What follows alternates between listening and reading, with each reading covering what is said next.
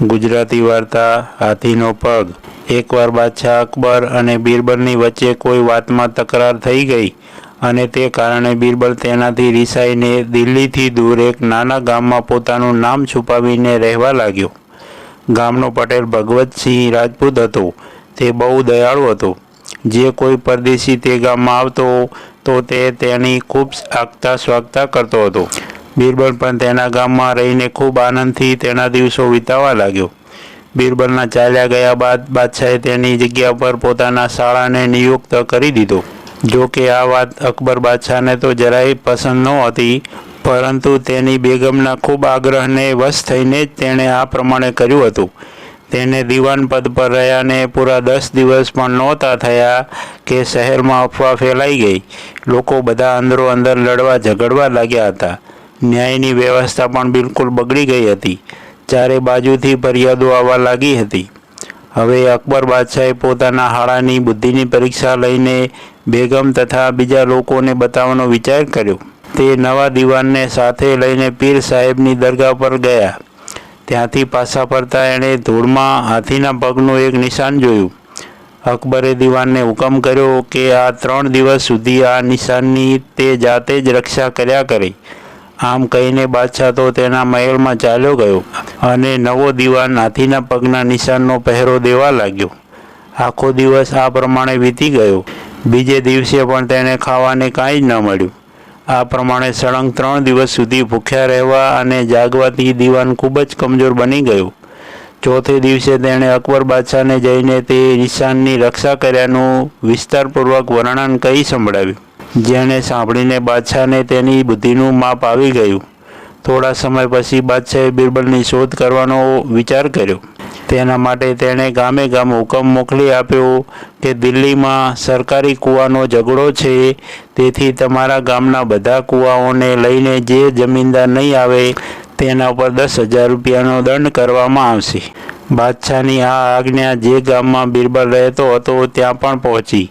ત્યારે ગામનો પટેલ બધા ગામ લોકોને એકઠા કરીને બોલ્યો, કદી કૂવા પણ એક જગ્યાએથી બીજી જગ્યાએ લઈ જઈ શકાય છે? તમે જ કહો, આનું શું કરવામાં આવે?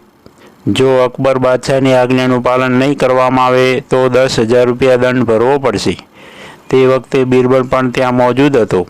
આ વાત સાંભળીને તેણે વિચાર્યું કે અકબરે તેને શોધવા માટેની આ યુક્તિ અજમાવી છે। હવે કોઈ રીતે પ્રગટ થઈને તેની યુક્તિ સફળ બનાવવી જ પડશે। એમ કરવાથી પોતાનું મહત્ત્વ વધશે।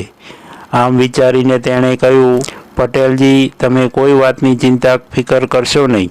તેનો ઉપાય તમને હું બતાવીશ। તમે મને આટલા દિવસો સુધી તમારા ગામમાં આશ્રય આપ્યો છે, તેના બદલામાં મારે પણ તમને કંઈ આપવું જોઈએ। તમે મારી સાથે બીજા 2-4 માણસોને લઈને દિલ્હી ચાલો। ત્યાં નગરના બહાર પડાવ નાખીને અકબર બાદશાહને કહેવડાવી દો કે અમે લોકો અમારા કૂવાઓને લઈને નગરની બહાર આવી પહોંચ્યા છીએ। તમે તમારા કૂવાઓને અમારા કૂવાઓના સ્વાગતના માટે મોકલો। સ્વાગત કર્યા વિના અમારા કૂવા નગરમાં પ્રવેશશે નહીં। આનું પરિણામ તો એ આવશે કે બાદશાહ કૂવા લઈને તો ચાલી શકશે નહીં, તેથી આપણો તે આદર સત્કાર કરશે। બીરબલની આ યુક્તિ બધાને ગમી ગઈ।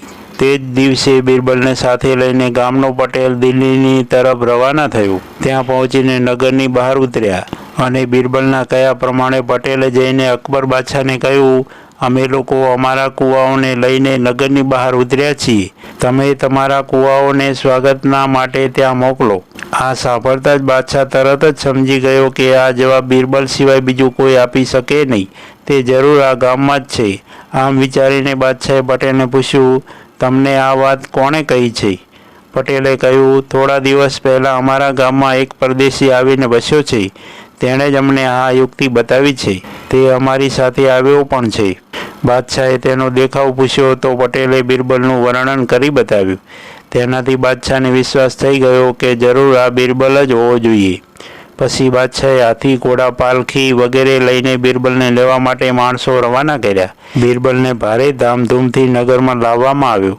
બાદશાહે તેને ફરી દીવાન પદ પર નિયુક્ત કરી દીધો અને પટેલને ઇનામ આપીને વિદાય કર્યો। બીરબલના આવી ગયા પછી નગરની વ્યવસ્થા બધી બરાબર થઈ ગઈ। તેના 8 દિવસ પછી બાદશાહ નગરમાં ફરવા માટે નીકળ્યો। રસ્તામાં તેણે હાથીના પગના નિશાન ધૂળમાં પડેલા દેખાયા. બાદશાહે તેની રક્ષા કરવા માટે બિરબલને ત્યાં મૂકી દીધો. બિરબલ તે આજ્ઞા માનીને ત્યાં જ રોકાઈ ગયો. તેણે તે જગ્યાએ નોકરો દ્વારા એક લોખંડની કૂંટી ઊભી કરાવી દીધી. પછી એક હાથ લાંબુ દોરડું તે કૂંટીમાં બાંધીને આજુબાજુના રહેવાસીઓને કહ્યું કે આ નિશાનની રક્ષા કરવા માટે તેમના મકાનો તોડવા પડશે. તે લોકો બધા બિરબલને કરગરવા લાગ્યા. તેણે કોઈની પાસેથી 1000 તો કોઈની પાસેથી 500 રૂપિયા લીધા અને આ પ્રમાણે થોડીક જ વારમાં તેની પાસે 1 લાખ રૂપિયા એકઠા થઈ ગયા. બિરબલે તેમને તેમના મકાન નહીં તોડવાનું વચન આપ્યું અને મહેલની તરફ ચાલ્યો આવ્યો. તેણે તે લાખ રૂપિયા રાજાના ખજાનામાં જમા કરાવી દીધા. તેની જમા પાવતી લઈને તે દરબારમાં પહોંચી ગયો. ત્યાં બાદશાહે તેને હાથીના પગના નિશાનના વિષયમાં પૂછ્યું તો તેણે જવાબમાં તે લાખ રૂપિયાની પહોંચ બાદશાહને બતાવી દીધી. બાદશાહે તેનો અર્થ પૂછ્યો તો બિરબલે કહ્યું, હાથીના પગના નિશાનની રક્ષા કરવામાં મને આ લાખ રૂપિયા મળ્યા છે. અકબર બાદશાહ તથા દરબારીઓને બિરબલની વાતથી ભારે આશ્ચર્ય થયું. પછી બાદશાહે પોતાના શાળાને ત્યાં બોલાવ્યો અને કહ્યું, તું હાથીના પગના નિશાનની રક્ષા કરવામાં 3 દિવસ ભૂખ્યો રહ્યો અને કાંઈ પ્રાપ્ત કરી ન શક્યો. બિરબલે કોઈ પણ પ્રયાસ કર્યા વિના થોડીક જ વારમાં 1 લાખ રૂપિયા એકઠા કરી લીધા. તેથી તું દિવાન પદ માટે જરાય યોગ્ય નથી. આ સાંભળીને બાદશાહનો શાળો ચૂપચાપ ત્યાંથી ચાલ્યો ગયો અને ફરી કદી તેને દિવાન પદ માટે માથું ઊંચું ન કર્યું. મિત્રો, આવી દરરોજ નવી વાતો સાંભળવા માટે સબસ્ક્રાઈબ કરો અમારી ચેનલને. ધન્યવાદ. જય હિન્દ.